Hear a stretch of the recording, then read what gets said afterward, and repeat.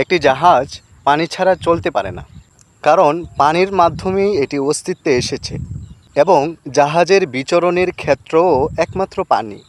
আর নির্মাতা জাহাজকে তৈরি করেছেন পানির উপর চলাচলের জন্য এবং পানির উপর প্রভাব বিস্তার করার জন্য। এখন যদি এর উল্টোটা হয়, পানি জাহাজের উপর প্রভাব বিস্তার করে এবং জাহাজ পানির অতল গহ্বরে ডুবে যায়, তবে জাহাজটির ধ্বংস অনিবার্য। আমরাও এই জাহাজটির মতোই দুনিয়াতে বিচরণ করছি। দুনিয়া ছাড়া আমরা চলতে পারি না, কারণ আমরাও অস্তিত্বে এসেছি দুনিয়ার মাধ্যমে।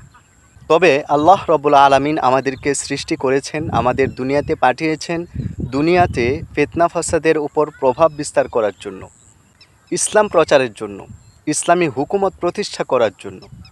এখনও যদি এর উল্টোটা হয়, দুনিয়ার ফিতনা ফাসাদ আমাদের উপর প্রভাব বিস্তার করে, আমরা এর মধ্যে ডুবে যাই, তবে আমাদেরও ধ্বংস অনিবার্য। আল্লাহ রব্বুল আলামিন আমাদের সকলকে দ্বীনের সহি বুঝ দান করুন এবং দ্বীনের উপর অটল থাকার তৌফিক দান করুন। আমিন।